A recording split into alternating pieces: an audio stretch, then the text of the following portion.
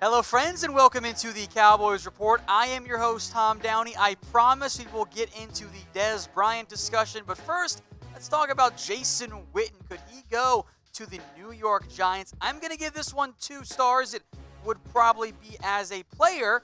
It's an interesting and it feels wrong, right? This feels like treason from Witten to go to the New York Giants. Now, Mike McCarthy did not hire Witten as a position coach. Tight end's job was filled, ironically, by the former Giants tight ends coach. ESPN then reports that Witten's open to playing in 2020, including for the Giants and their new offensive coordinator in Jason Witten. I'll be quite honest with you. I don't really feel the need to demand that Jason Witten comes back. I'm down to bring him back as a backup tight end, but Witten cannot be tight end 1 next year. I know the raw numbers look fine, and he's still an effective-ish blocker, but blocking was Jason Witten's game in the sense that he became a progress blocker for the Dallas Cowboys. I don't want him back there taking away snaps from Blake Jarwin.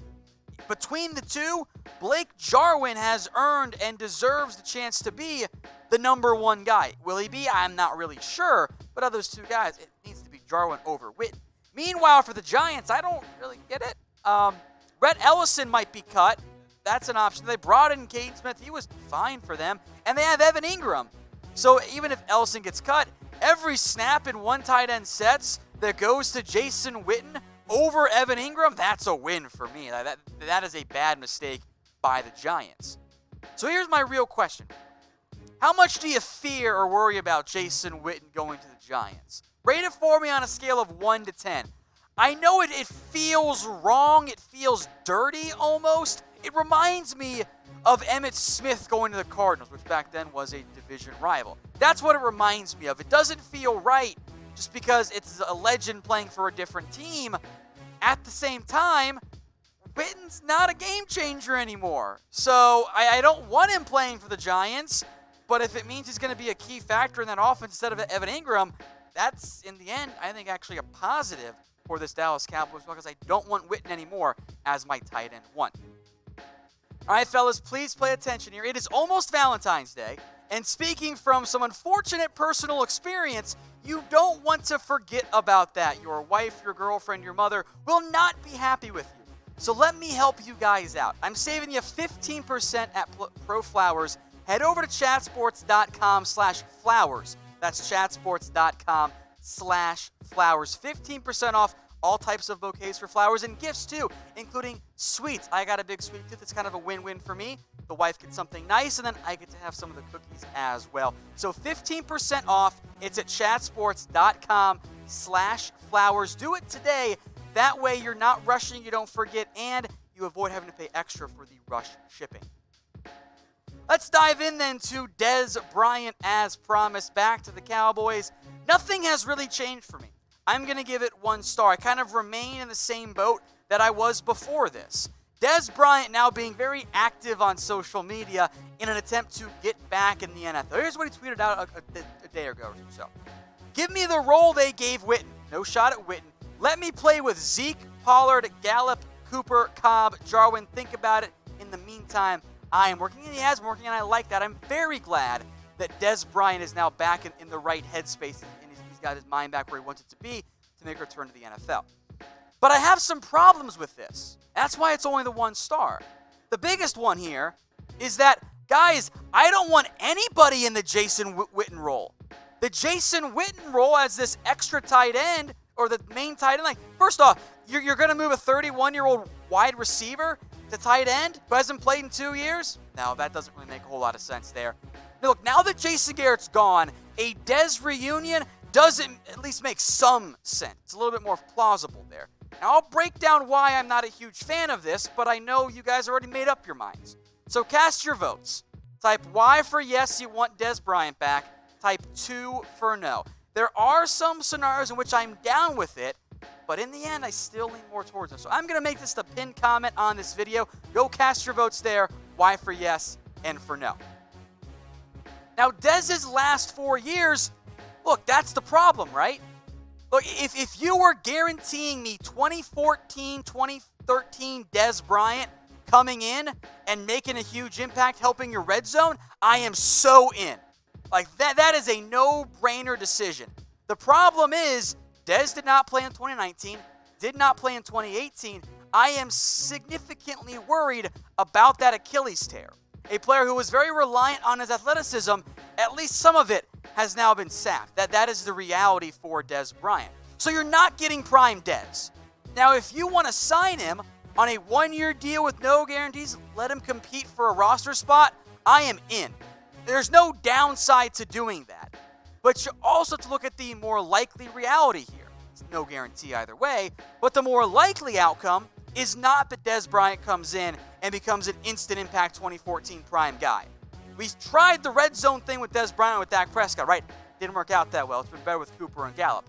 And if you bring back Amari Cooper, Gallup, Cobb, and Pollard, and Blake Jarwin like Dez himself wants to do, how is he actually getting on the field? He's going to be in that scenario wide receiver 4 at best, and I don't know if I want a wide receiver 4 who is not going to help you on special teams. He's not going to be a gunner in coverage. He's certainly not going to be someone who returns punts at this stage in his career, so the value for Dez drops significantly. I'm down to try it out for a one-year deal, but we tried the red zone thing, didn't work out. Cowboys never should have cut him. I'll stick by that stance, but I don't think that you're getting 2014 prime Dez Bryant. At that point, what role actually is there for him on this team? All right, let me get really mad now if you thought I wasn't mad about that. What about trading Travis Frederick? Yeah, this one's stupid as hell. Fake news, no doubt about that one here. And you know what? Before I rip too much on them, I want to give Fansided some credit. They're the ones who started this. Shout out Fansided. Most people take their trash out once a week. Fansided takes it out every single day. That's impressive. Respect, Fansided. This trade is frankly one of the dumber things I think we'll see all offseason.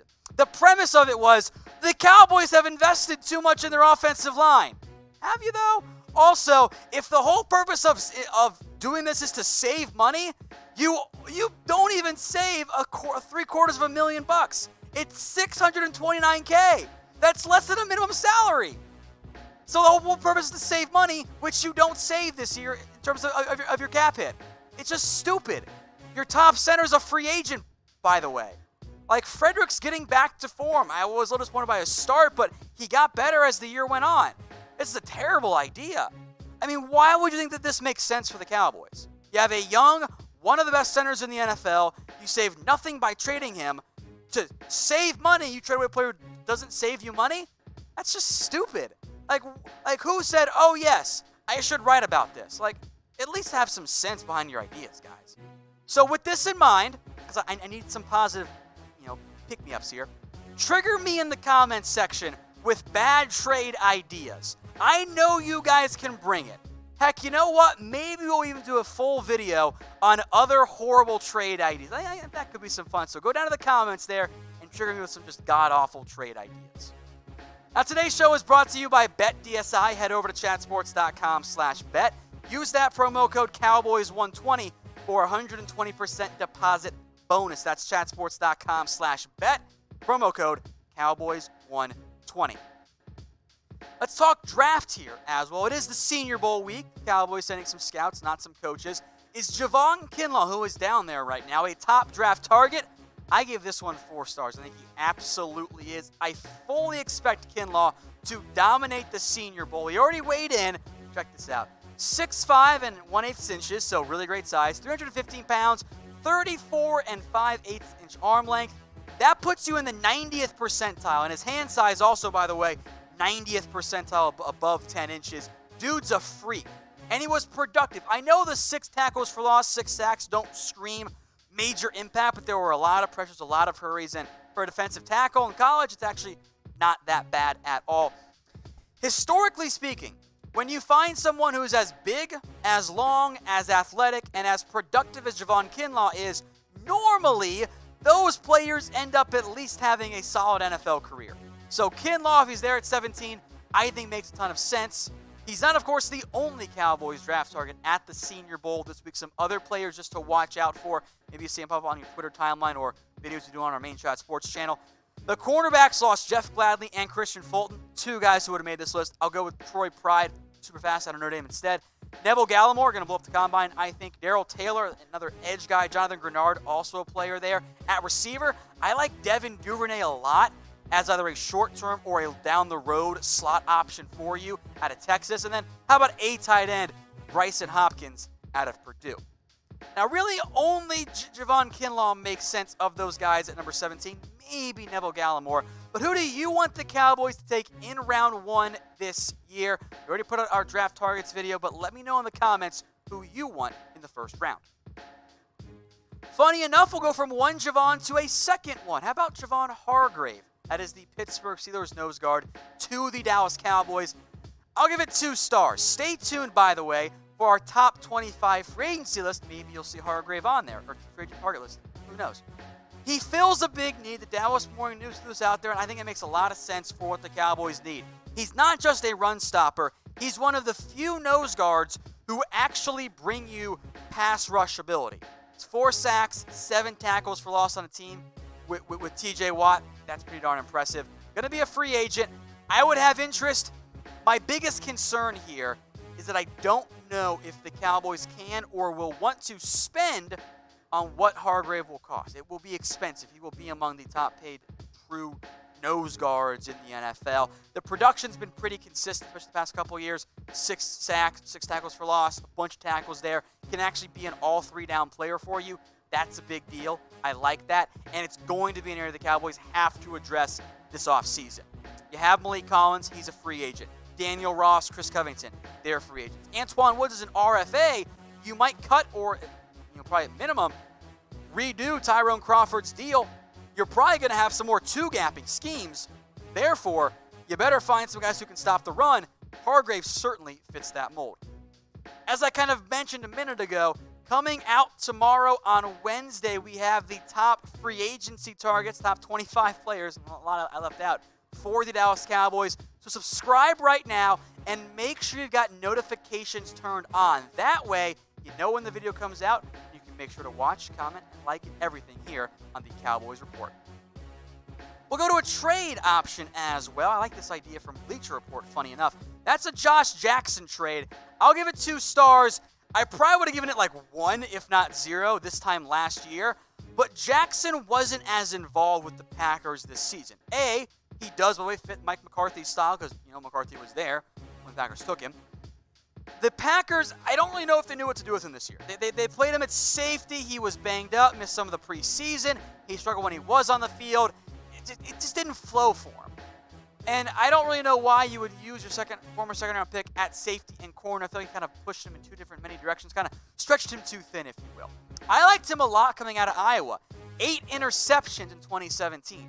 And although he had some issues, rookie corner issues in 2018, he made some plays in the football. 10 pass breakups, that's not too bad at all.